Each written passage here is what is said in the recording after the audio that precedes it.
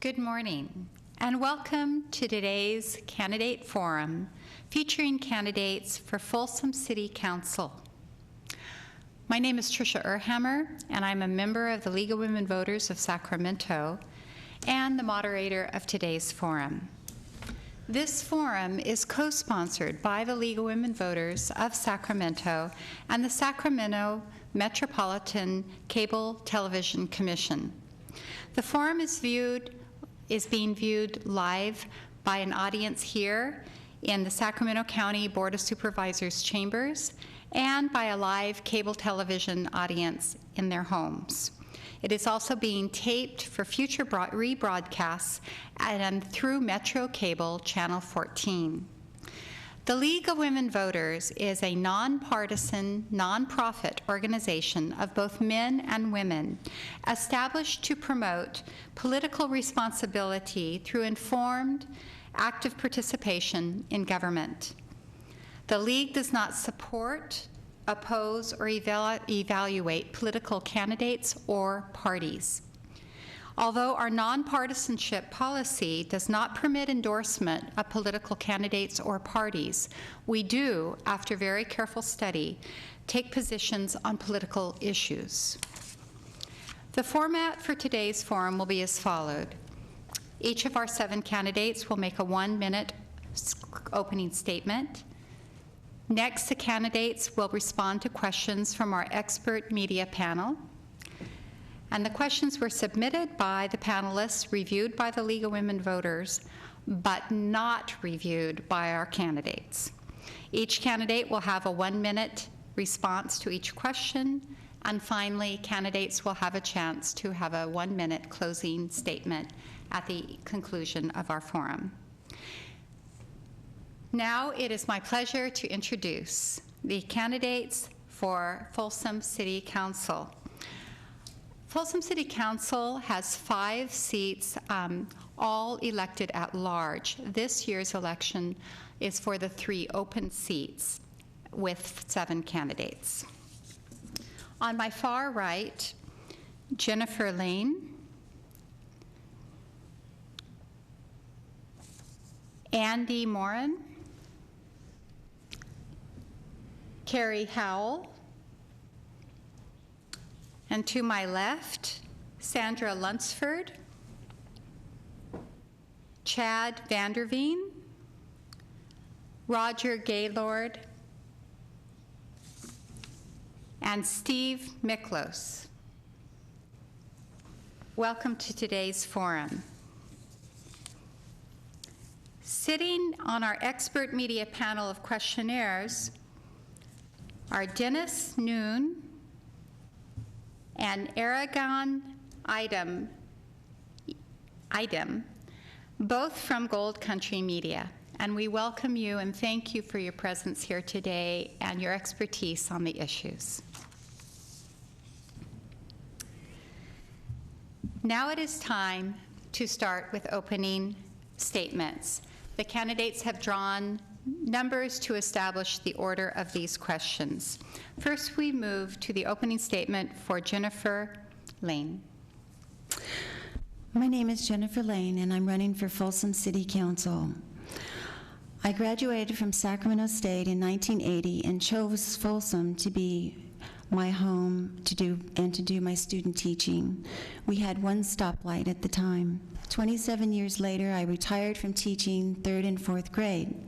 My platform is to give the residents a voice at City Hall. They should have respect at the podium, and they do not.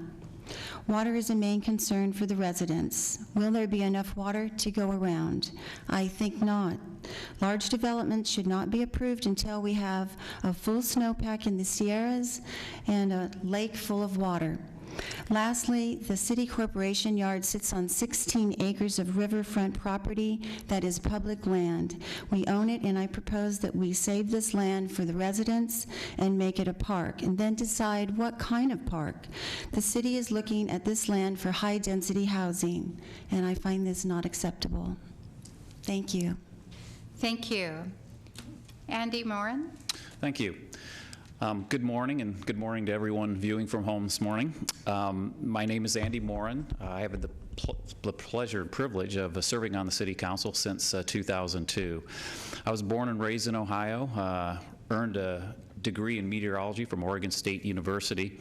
I've worked for the National Weather Service since 1981. I was married into Folsom in 1987 at the old St. John's Catholic Church down on Sibley and East Natoma Street.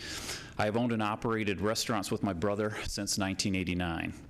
I've spent many years serving Folsom's youth sports, music, and scouting organizations. My two sons are now 19 and 22, and I now consider myself a recovering parent volunteer. Prior to my service on the City Council, I was involved in the Folsom Library Foundation, actively looking to build a new library, a member of the Sutter Street Merchants Association, a member of the Planning Commission, a Folsom Sea Otter swim team parent, actively involved in getting our aquatic center built, and also an active member of the Folsom Hills Elementary PTA. Thank you. Thank you. Carrie Howell. Thanks, and thank you to the League of Women Voters for putting this forum on. I'm Carrie Howell. I've been serving on the Folsom City Council for the last 16 years and served for 4 years on the Planning Commission prior to that.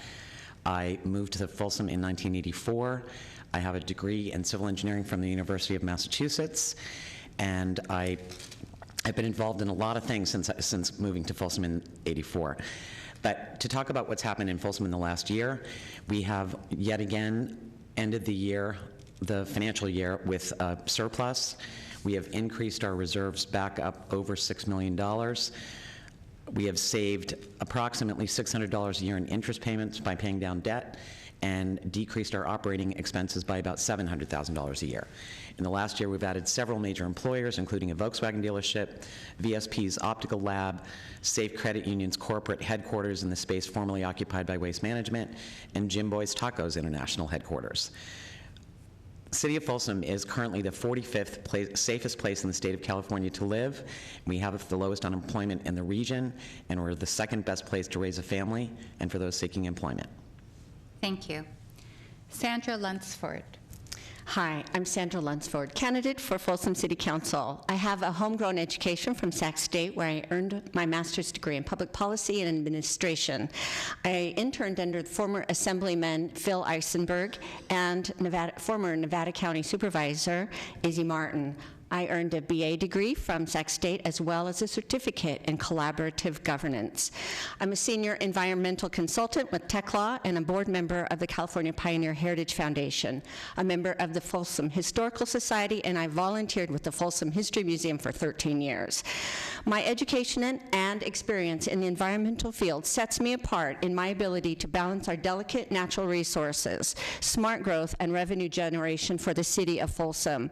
I've lived in Folsom for 18 years and love it. Visit my website at sandralunsford.com, and don't forget to vote on November 4th. Thanks. Thank you. Chad Vanderveen. Good morning. Thank you to the League of Women Voters for organizing this forum. My name is Chad Vanderveen. In my job, I study and write about how cities are trying to become more resilient and sustainable in the future to meet the challenges of population growth and of water resource diminishment and a lack of resources in general. And because of this, I started to think about Folsom, and that's why I'm running for City Council, because in my assessment, our council does not have a clear vision for the future. The planned development of so-called South of 50 is evidence of this. This project is 10,000 houses that's going forward without developers being required to fund adequate infrastructure, including transportation, energy, and in particular water. My reason for running is to ensure all growth in Folsom is done intelligently, and that we do not continue to build until we have the water and other resources to do so. Thank you, and please visit my website, chadforfolsom.com. Thank you. Roger Gaylord. Good morning, and thanks for watching. I'd like to thank the League of Women Voters for having us, as well as our moderators and the candidates up on stage today. My name's Roger Gaylord. I'm 31 years old. I'm a 20-year-plus Folsom resident, high school grad. Actually owned a small business straight out of high school, so I learned my first entrepreneurship out of there. Happily married, father of 2. I'm a commercial security consultant, focusing on retail security nationwide. I'm also a proud member of the Historical Society, and I am a City of Folsom Utility Commissioner appointed by Vice Mayor Ernie Sheldon. In 2012, I sat out and ran for city council to stand up and get involved. I ran as the fresh face for Folsom City Council. What does fresh face mean?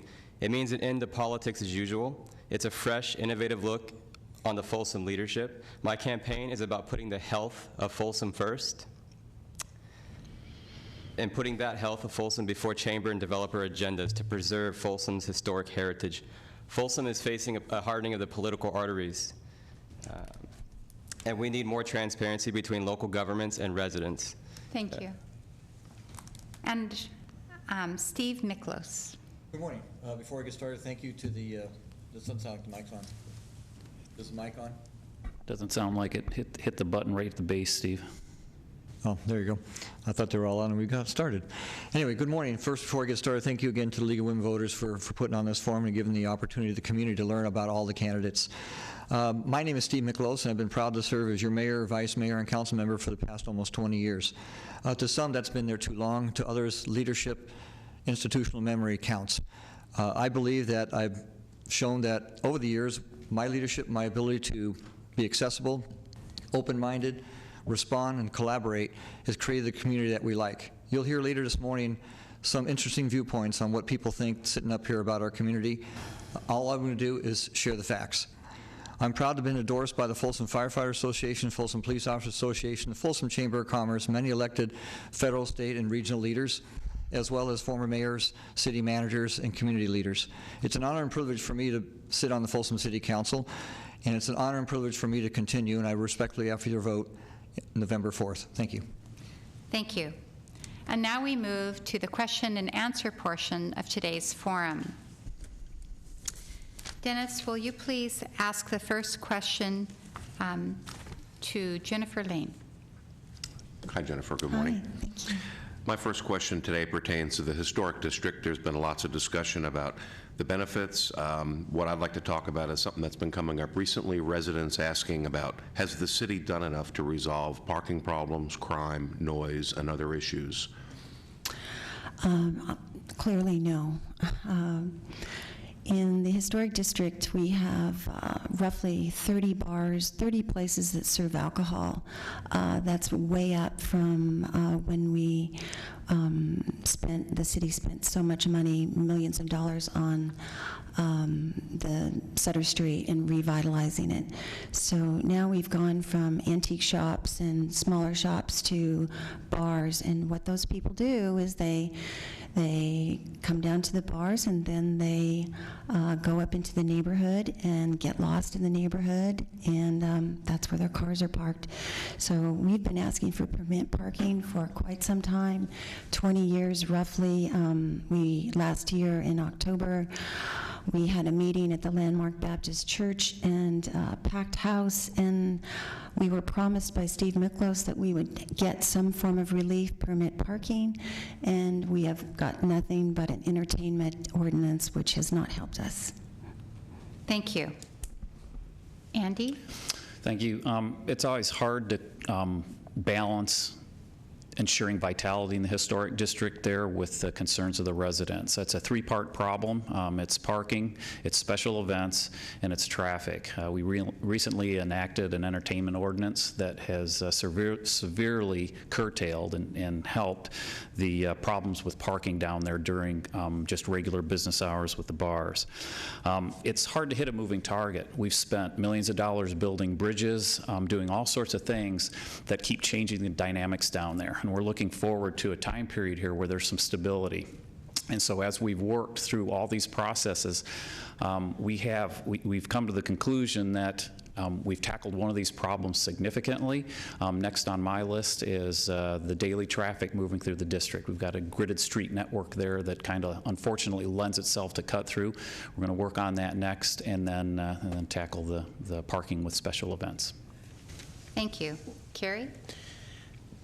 The city of Folsom has spent a lot of money to revitalize the Sutter Street portion of our historic Old Town. That has led to new businesses coming into town, some of which serve alcohol, some of which don't. There's been significant improvements. There's been a lot of increase in tourism. There's a lot of events that take place in the historic district. We have done quite a bit of research, at least our police department has, to determine who's parking in the district and who's not parking in the district. And we believe that the construction of the $12 million parking structure has also helped. We're looking at other ways to keep people from parking in the neighborhoods and to park at the locations where we intended for them to park, including the parking structure. So we've been working closely with the merchants in order to maintain the viability of the historic district in its entirety, including the residential areas, and we want to continue to work with the residents and the businesses to do that. Thank you. Sandra? My platform centers on the historic district, and what I would like to do is invite, to package our historical assets with recreational and arts events and transform the historical district into a world-class historical stay and play destination. A complement to that would be to go ahead and invite historically themed businesses to open their doors down on Sutter Street. By doing so, also, primarily, I would need to go ahead and replace the 8 positions that we are down in our police department and make sure that our funding is making that a family-friendly Sutter Street in the first place. So by making it a family-friendly Sutter Street, opening the doors, it would take care of the crime and putting the police on the street, and the parking is something we're going to have to work at together and figure out where we can put some more cars down, and work basically on making the Folsom stage lines so that they can shuttle the cars, the people around. Thank you. Chad? Well, I think parking in general is a terrible solution to any sort of management of traffic and where people need to get to go. That's part of why one of my solutions and one of the things I'm advocating for in running is to try to develop a streetcar system in Folsom. We have the existing rail through the town that runs from Old Town, which is our primary tourism destination, to the Palladio area, which is the other destination most people find themselves in Folsom. And it also happens to go along Folsom Lake College, which we could put a stop in for students attending college there to get people off the road and ultimately not parking there. We could also improve bus service throughout Folsom, the stagecoach or stage line. It takes a while to get around town on the stage line if you want to try and get around that way. We can do better in that respect. We can also work citywide on improving walkability in all of our neighborhoods and putting services and facilities and retail that serves people in that particular neighborhood, grocery stores in the historic district, for example, so people don't have to drive everywhere. They can walk where they need to go in many cases. Thank you. I will say I had an envision kind of attacking the 2 major components to this is traffic and safety with Old Town. I've seen in several different cities where they've implemented a bike kiosk rental throughout the city to where you can pick up a bike at one spot, go to another bike and drop it off, and kind of get a lot of the traffic and ease it off the streets. I did want to go back. Our current council, some have worked pretty hard on listening to the residents, and others are, for example, our mayor, she was asked this question in the last forum, and her direct response was, quote, maybe you should move to a gated community if you don't like it. So I will say it's not being addressed. I think it has been heard, but there's a lack of a follow-up on it. Thank you. And Steve? Yes, thank you. You know, it's disturbing, as I said at the very beginning of my opening, that I'm going to stick to facts. Fact number 1, we have heard requests from historic district residents for about 20 years requesting a parking permit problem. We've given them answers. We've had forums. We've had agendas. They just haven't liked the answers. My answer to that one as far as the parking permit program is the taxpayers are not going to fund people to have a private parking permit on city streets. So not to say that we wouldn't not continue to explore things. We have. We've actually changed the programming on Tuesday nights, which has pretty much eliminated the noise issues that were a bother in the neighborhood, and I was actually the lead on that one. We've eliminated the parking in those neighborhoods for most of the week. Do we still have a problem, a small problem? We're still going to resolve those. As far as traffic circulation, if the candidates haven't looked at it, we do have a master plan for traffic circulation in the historic district that was developed over the last 6-7 years before we even revitalized Sutter Street. And as far as the noise issues, again, by our new entertainment ordinance, we've cut down probably 70% of the noise issues that have been on that street, and that's been feedback from the actual residents. Thank you. Thank you. Aragon, would you please direct the next question to Andy? Good morning. Morning. My question is about water concerns in California and the South of 50 project. There's been some concerns raised that that project would put further strain on water supply for Folsom. If you support it, why or why not? And what assurances have been made at the state level to current city council members in regards to... If I may, I can't hear you down here. Can you speak a little louder? Yes. If you support the South of 50 project, what assurances have been made at the state level to garner your support? So the planning for south of Highway 50 has gone on for decades. It's a well sought out plan, includes 1,000 acres of open space, and adheres to the regional blueprint pattern for growth. Specific to water, water is something that's, as they say, whiskey's for drinking and water's for fighting.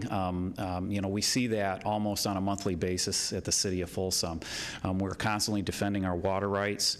There are constantly proposals for change related to water rights and where all this water comes and goes from. So it is very, very important that we continue to defend Folsom's water rights. We have 34,000 acre feet of water rights for the city of Folsom, which is ample for a city that has growth plans south of Highway 50.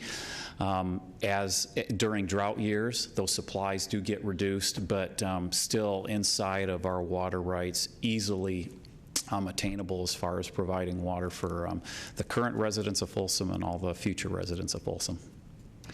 Thank you. Carrie? Andy talked about the fact that we have 34,000 acre feet of existing water rights. That is ample for the existing residents as well as the 10,000 homes that are planned to be constructed over the course of the next 25 years.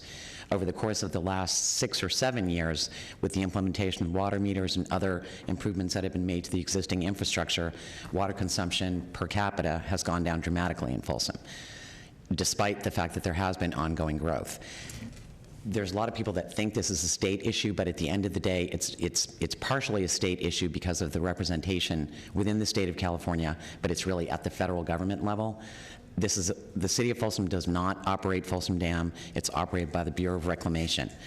I have had many meetings with the Bureau. We have worked very, very diligently with them for changing the way Folsom Dam is operated so that more water is retained in the dam for use by the 500,000 people in the Sacramento region that drink out of that lake.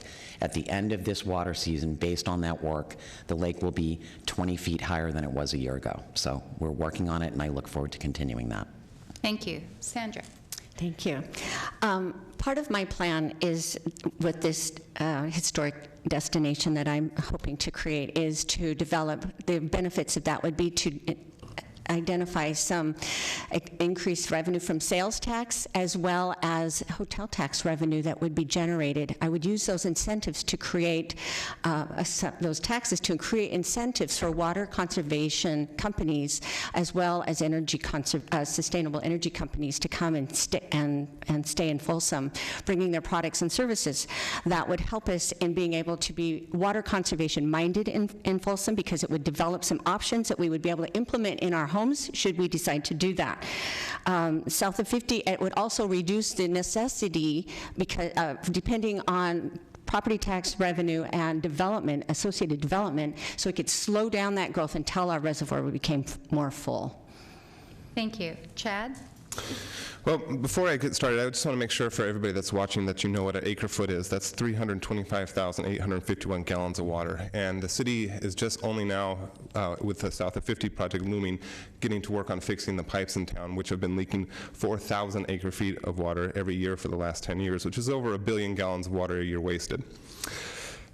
And only under, you keep hearing the word adequate being used, only under ideal circumstances will our water be adequate to support the 10,000 additional houses on the South of 50 project. If we continue to suffer multi-year droughts, that will no longer be an adequate supply. So if we are going to develop South of 50, we need to do it more intelligently, and that means building all new homes with on-site water recycling, such as the home unveiled in El Dorado Hills this week, the Zero House built by KB Homes, that recycles 2 gallons out of every 3 on-site. And South of 50 developers must be made to build a direct potable reuse facility for that development. Thank you. Roger? So the troubling part about south of 50 isn't the lack of water, because it is troubling, but the bigger concern is the fact that we're in complete violation of Measure W, which, and I'll spell it out directly, it says that water supply identified and secure the source of water supplies to serve area.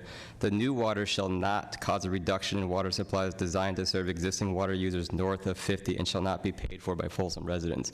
Clearly, the council has intended to fix for $49 million, a quarter of what the $360 million south of 50 landowners were supposed to pay to pipe a dedicated source in. They're, under the guise of conservation, fixing the pipes and allocating water directly to south of 50 from north of 50, which is in violation of Measure W. So I was for annexation of south of 50, but I'm directly against taking water from north of 50 and applying it directly to south of 50. So. Thank you. Steve? Yes, thank you. Apparently, a couple of my candidates, again, challengers here, do not have the facts. Let's deal with the facts. Number one, Measure W was actually validated in compliance by the court. So we have a court decision that proves everything in Measure W, including the water transfer, has been validated by the court.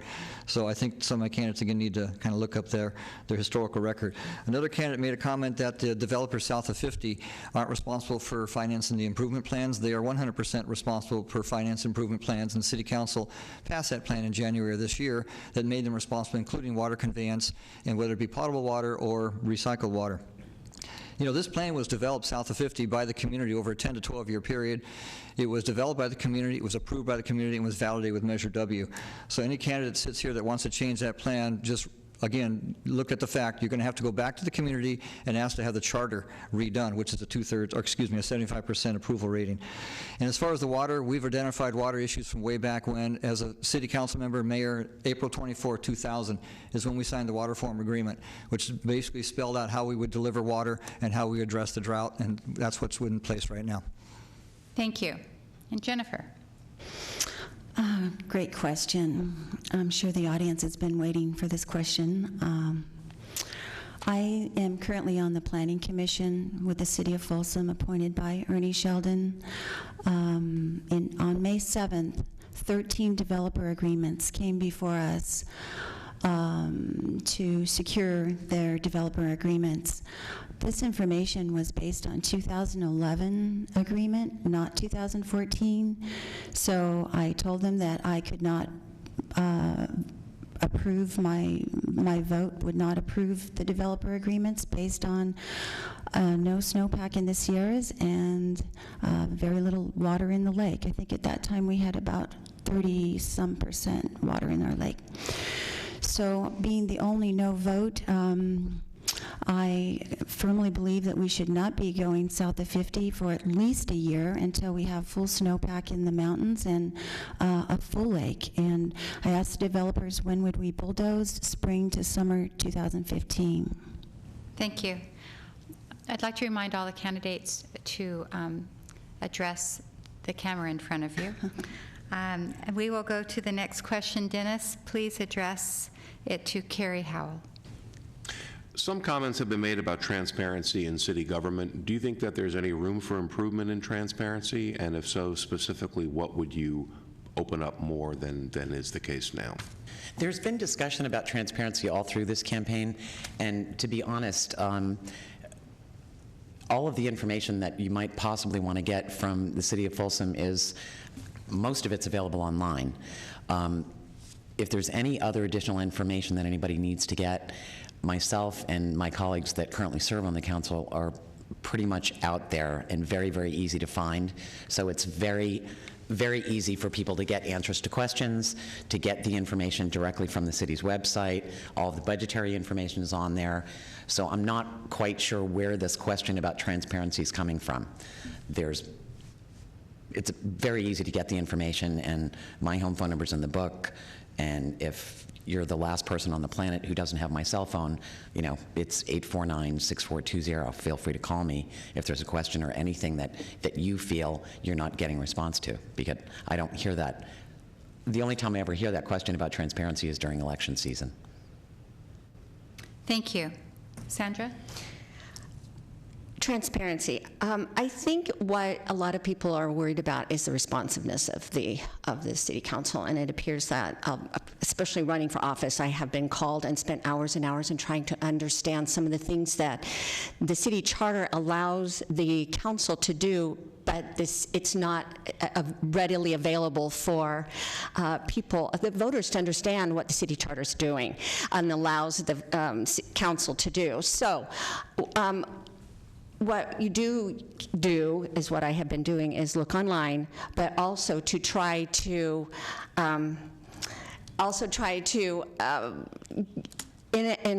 embark in a conversation and discussion with the candidates and with the city council, because they really do need to go ahead and put themselves out. Because they are able to do what they do, they need to be able to explain it to the voters so that they can be satisfied, because there's a lot of things that breed a lot of suspicion and misunderstanding, and just being open and out there and responsive is really important. Thank you. Chad? Well, transparency doesn't mean just dumping everything you have online and saying, well, go find it if you want to look for it, it's there. Transparency is about communicating with your community, with the residents in your city, and helping them inform themselves when they're trying to seek out information. If you look at the city's website, yes, things are on there, but the functionality of it is almost laughably outdated. It would be a funny situation if it wasn't so important that people be able to get that information in an easy manner. Transparency isn't, again, about just putting things somewhere in a repository and giving you access to that repository. It's about helping your community get the information they need in a sensible, easy fashion. Thank you. Roger? I agree with that, and I'll continue with a social media platform is really truly accessible, or is transparency in general would be easier to access components if it was readily available on social media with new age technology and new age ways of doing things. The question really strikes me as a resident first, candidate second, but as a resident, I go back to transparency issues, and I'll say what Steve just said. It's not very transparent to tell folks that the developer agreements with South of 50 were developed on water that was supposed to go from north of 50 to south of 50. It was developed on a dedicated piping in water to south of 50. That's what it was developed on. So that's not very transparent, and that's when I say folks aren't transparent, because they change things dramatically under the guise of one thing to another. So. Thank you. Steve? Yes, again, and I hate to refute my colleague here on the right, or potential, what he just referred to as the water is not accurate again. The court order basically looked at all the 5 different options for water conveyance, and they validated any of the 5 met the criteria Measure W. So let's just stick to the facts when we finish this forum, because City Council is all about character and honesty and ethics. As far as transparency, I heard a lot of buzzwords up here. I didn't hear a lot of solutions. For the people that think we don't have social media, we do. Besides online, we also have a Facebook page, and we have the electronic newsletter. We can put out information to as many people as we possibly can, but we can't force you to read it. We can't force you to participate. I'm always looking to see if we can do better. And if someone actually brings me real things other than campaign slogans, I'm happy to be a leader in getting that done as well, as I've done since the very beginning of time, where we couldn't get information. And I knew that as a new city council member. And as someone said about putting themselves out there, I just finished 4 weeks of 7 events where people were invited to come and speak with me throughout the community in a 2-hour different period. I did it at breakfast times, at lunch times, and dinner times. So we are accessible. Thank you. Jennifer? Well, speaking of ethical, I'm not sure that Carrie and Steve are as ethical as they talk about, because they're getting money from developers, south of 50 developers, and we the candidates get $150 a person. My money is coming from residents, their money is coming from developers, and that's on record at City Hall. Transparency. I feel like the residents have not had a voice for a long time. As long as I've been speaking at City Hall, we've had somewhat of 3 minutes to nowhere. I believe that some of these residents in different neighborhoods, the Serenade area as well as Silverhorn area, they're waiting for development agreements to be made, and probably aren't going to happen until this election is over. So transparency isn't happening. The residents are not happy. Thank you. Thank you. And Andy? Yeah, I think transparency ends up frequently being kind of an easy buzzword play. And that's good. I think it comes up in every election because people always feel like they can get more or need more information. You know, the comment about campaign contributions, you know, where these come from, you know, I don't care to get to arguments about that, but the reason we all know that is the campaign finance statements that we filed that were due on October 6th were available on our website the very next day, and I'll say easy to find. So this was an important piece of my first campaign in 2002 as far as taking our beginning website efforts for the city way back in those days and making sure there is nothing to hide. We have nothing to hide. We're very proud of the way the city of Folsom operates, and there is mountains of documentation on the web, and I understand frustrations with trying to rake through that stuff. We suffer the same frustrations as far as trying to fit all that work into our daily lives. But use that website. You can find a lot of great stuff there. Thank you.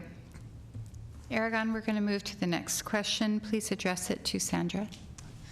Given a recent push in getting large businesses into Folsom, do you feel like smaller businesses have been given the same attention garnered by larger businesses like the Jim Boys International? Or do you feel it's as easy for a smaller business to open within Folsom city limits as it is for a larger company?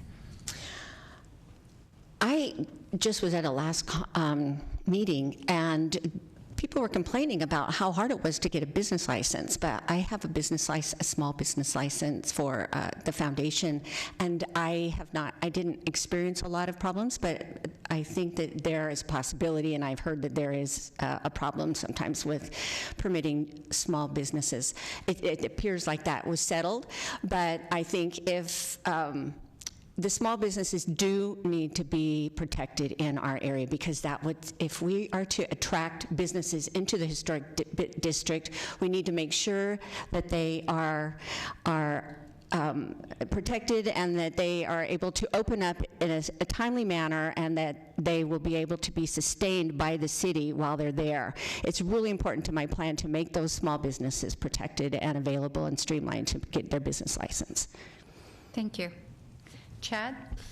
Well, I think in the city, there's certainly locations for plenty of small businesses. There's a number of strip malls that either are completely empty or are mostly empty, so the locations are there.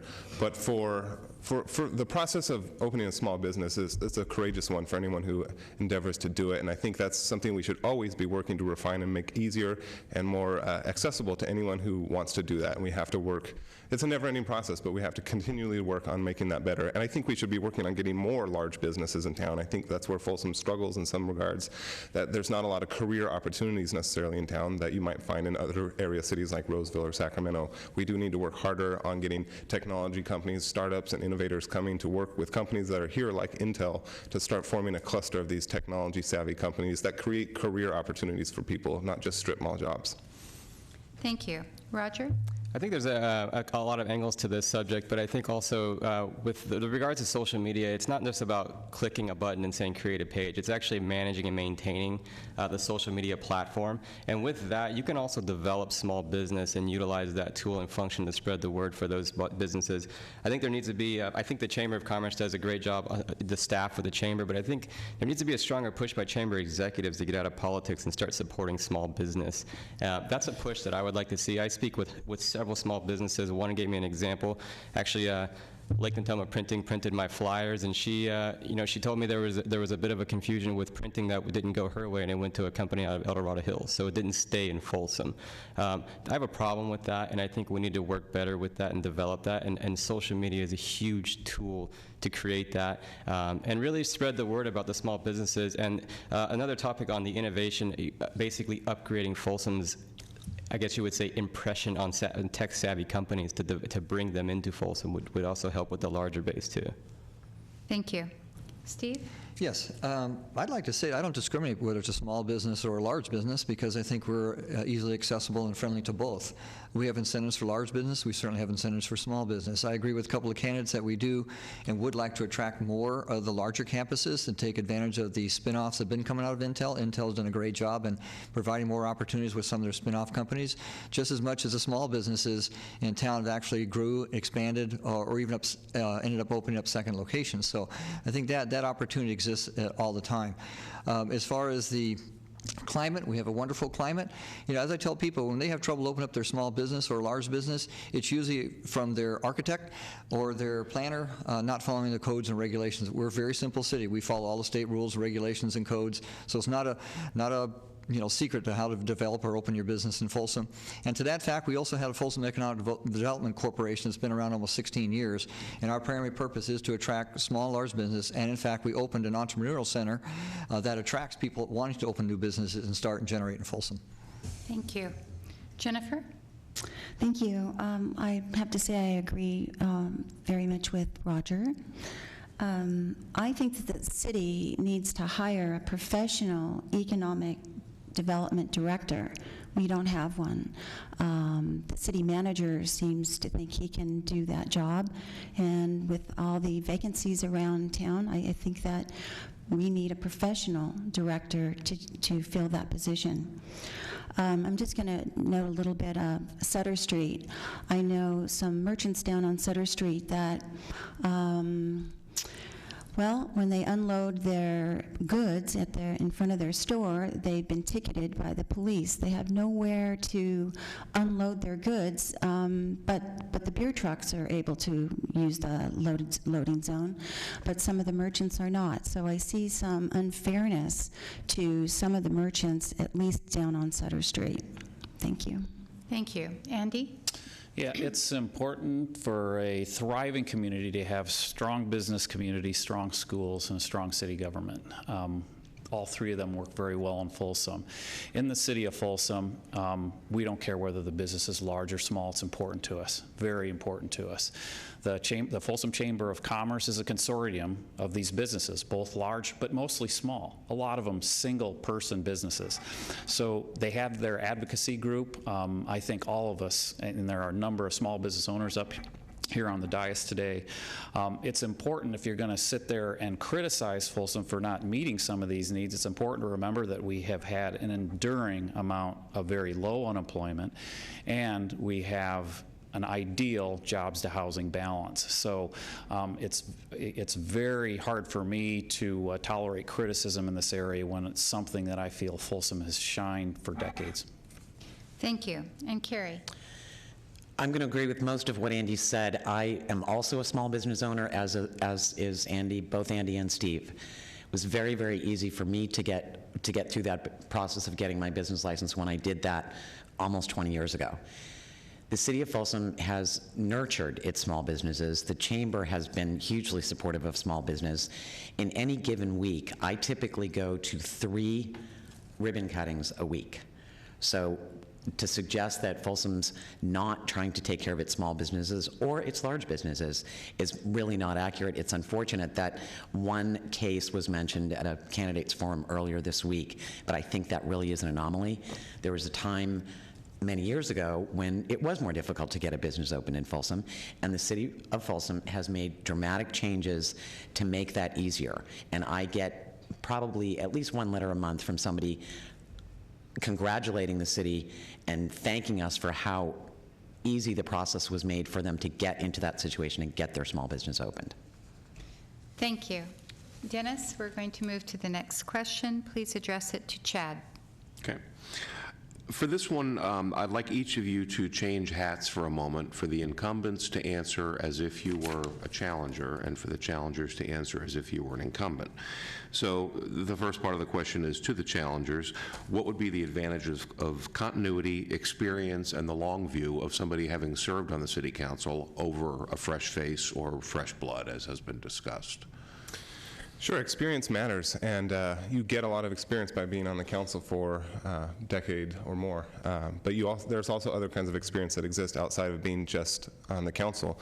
But as an incumbent, that's an important trait, and it builds trust in the community. You establish yourself as a leader, and I believe the incumbents have done a good job, more or less, establishing Folsom as a great place to be.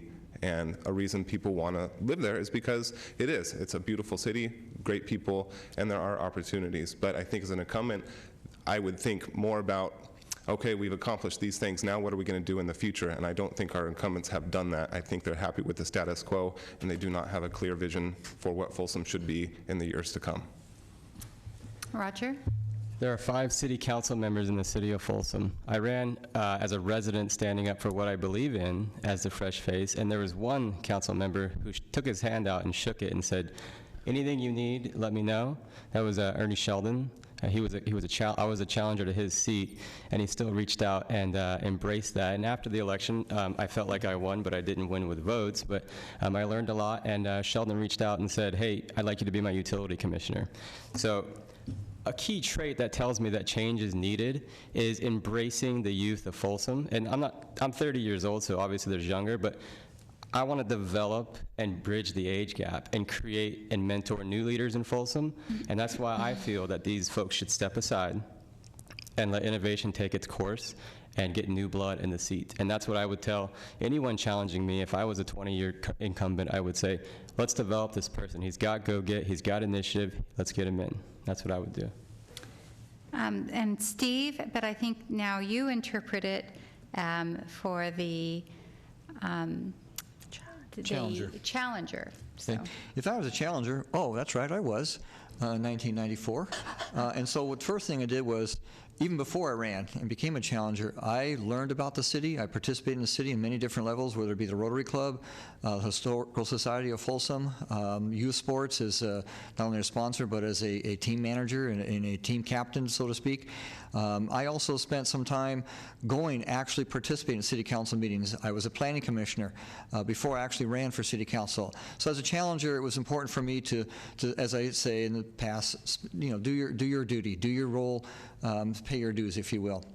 Learn, educate, listen, and also purvey that education and experiences before you run, and be factual about it. Deliver to what you believe you can do, not just totally bashing someone else that you think they weren't doing.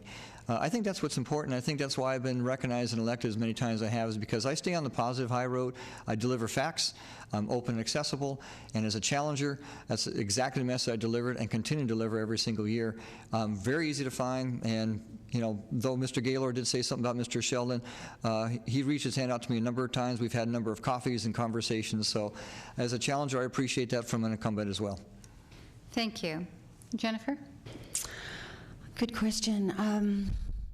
I was a teacher for 27 years, and I can tell you that after that long of teaching, I loved my job dearly, just as I'm sure Carrie and Steve loved their job, but it was time to let go, and so I did 3 years ago.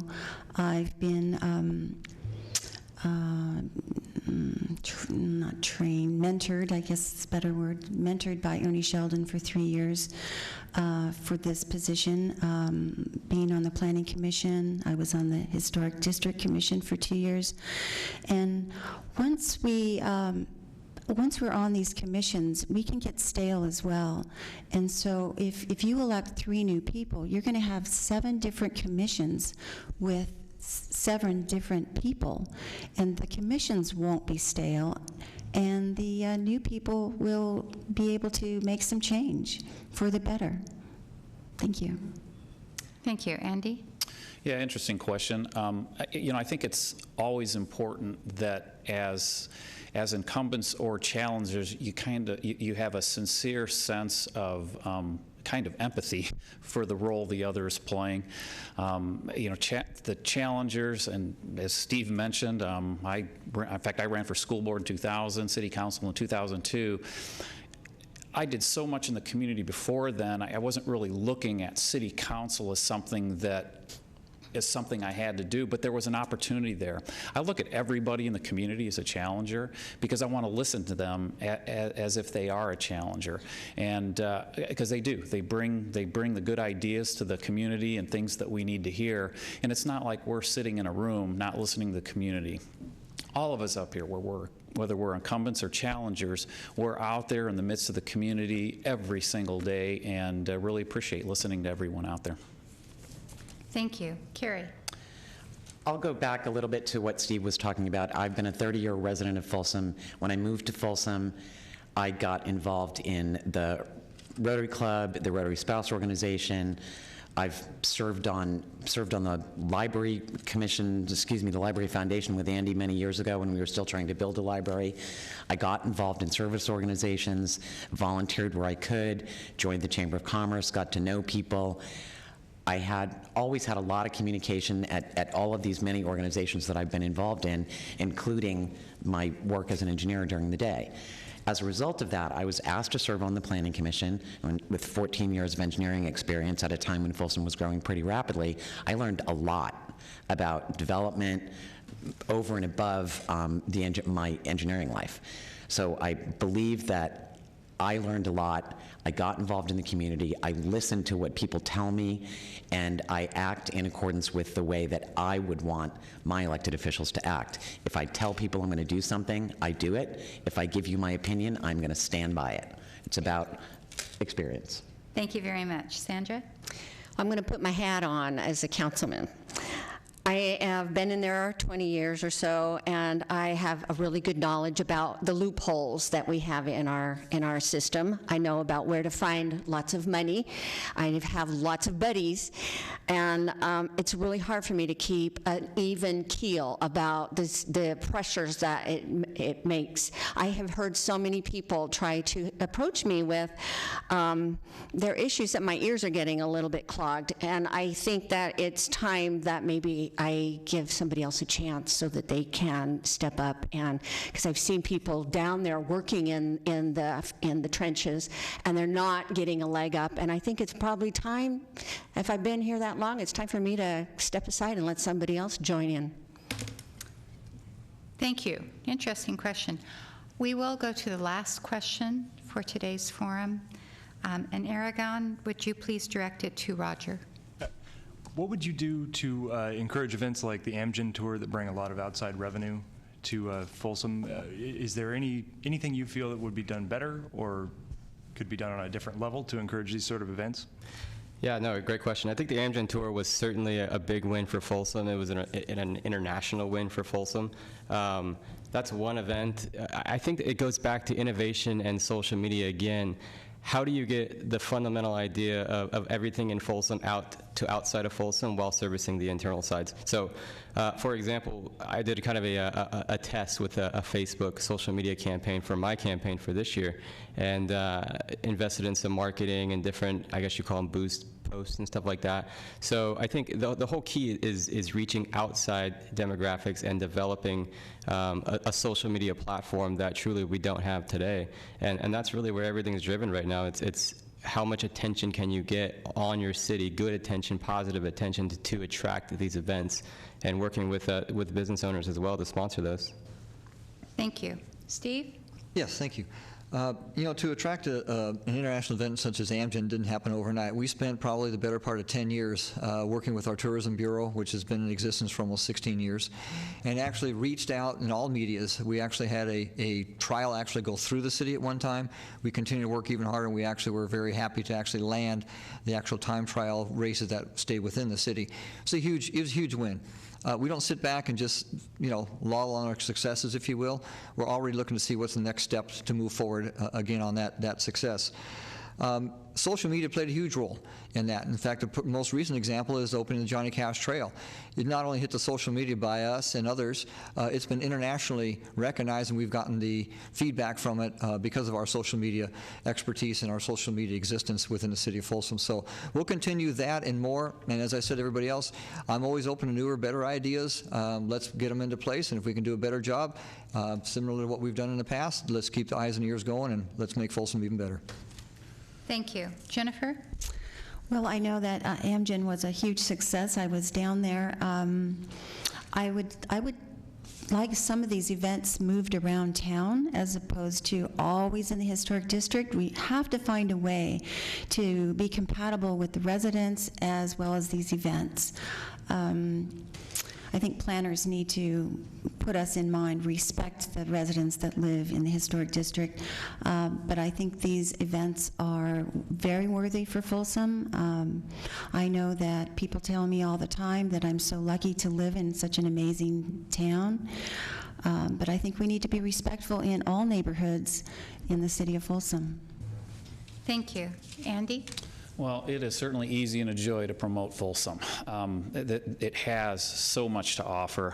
When we look at what we have as far as assets to show people, and we talk trails and parks, our historic district, the Palladio Mall, and when we get specific to our history, some of the many things, the powerhouse, we brought back the historic truss bridge to help our trail system.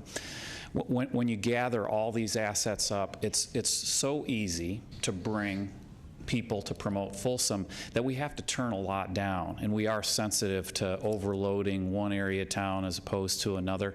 But we're in a way a little bit of a victim of our own success, so we have to manage that. But it has truly been one of the joys being on the City Council, watching a very competent staff and a very competent group of organizations in the City of Folsom continue to bring us ideas, events, and things. And as many will test up here, there can be a weekend where there's 5 things going on. You have to pick what you want to go to. So. Thank you. Carrie? Amgen was a great event in Folsom. We had 10,000 people minimum at that event. We had, as Steve mentioned, we had a portion of one of the stages come through a couple of years ago. Amgen was so thrilled at the response and the venue in the city of Folsom this past year that we've already been told that if they come back to the region, they absolutely will come back to Folsom. That got us worldwide attention in 200 countries. Very similar thing happened, as Steve referred to, the opening of the Johnny Cash Trail last weekend. That event has been covered in newspapers all over the United States, in London, in Malta, in Billboard magazine, and I don't know that we made the cover of the Rolling Stone, but we're in the magazine. So, as Andy said, we attract events all over town.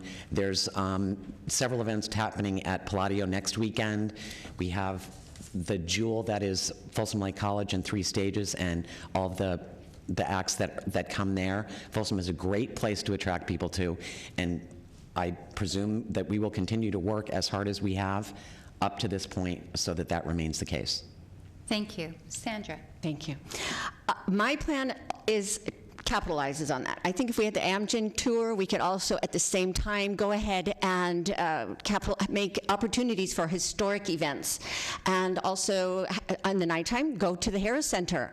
Bundle these things together and make it even bigger and better. Being respectful, kind of moving the traffic around the neighborhood so that we don't have to focus so much on one neighborhood.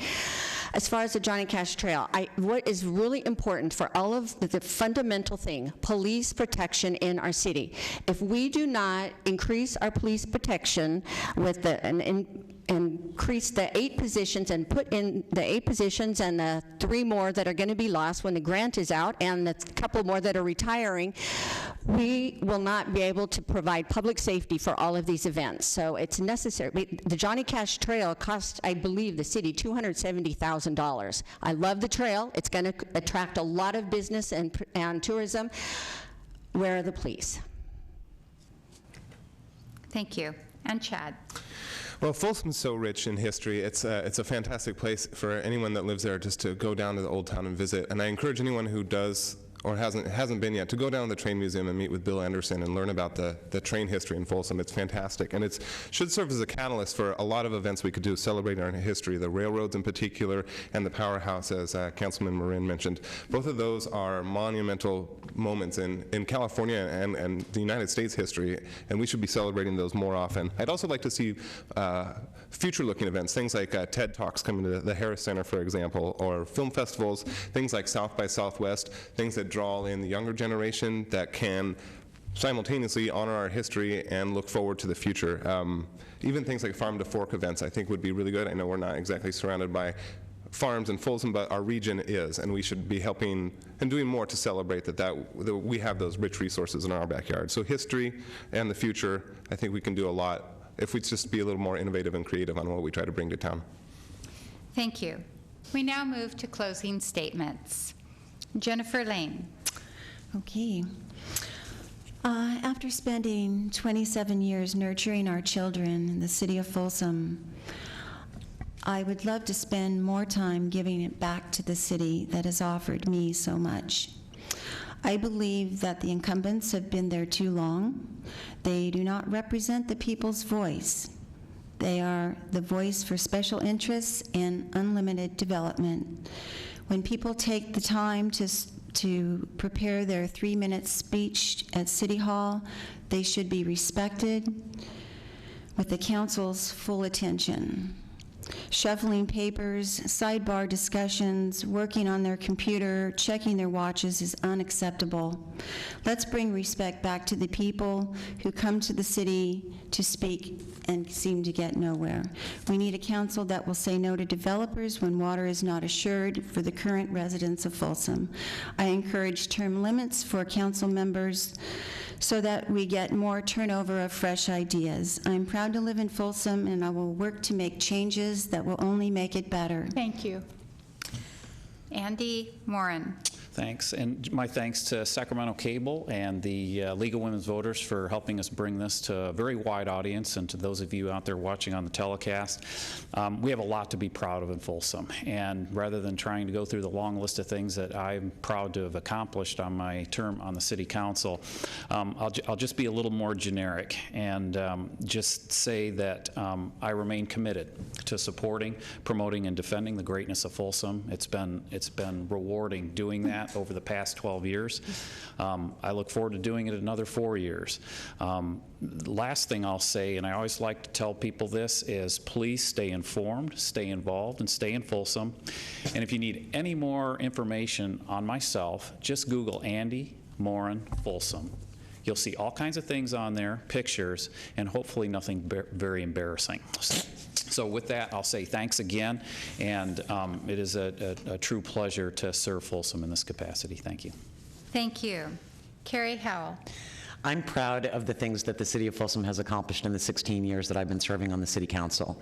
I look forward to continuing to provide that same level of service to our great residents in what I believe is one of the best cities in the United States to live in. And there's been a lot of media attention that has been played to that. Folsom is a great place to live, work, and play. The vast majority of our residents are very, very happy, and I'm proud of the commitment that I have made over the course of the last 20 years to ensuring that Folsom continues to be one of the best places to live, work, and play, and a very, very desirable place for people to move to. I actually had someone in the lobby today when I walked into this building say they love coming to Folsom. We're very, very proud of that, and we want to continue to make sure that Folsom remains as wonderful as it is, and I appreciate your support on November 4th. Thank you. Thank you. Sandra Lunsford. Thank you. I agree. Folsom is great. I think we can do a lot better. I wanted to go ahead and emphasize that my plan includes inviting, using some of the transformation would develop sales tax revenue as well as hotel tax revenue, that we could develop incentives to attract big businesses that are energy sustainable, as well as water conservation. Those would be big or small, and sometimes the small do turn into big. The revenue streams would reduce our reliance on property taxes. That gives us a little chance to slow down the development south of 50 and let our reservoir fill. I would develop a family-friendly historic district, a job diversification, very much fiscal responsibility, and all of my plans are contingent on putting public safety first. We don't have to wait to become sustainable. We can do it now, and we can also protect our businesses. Find me at sandralunsford.com. Thank you. Chad Vanderveen. Well, thank you.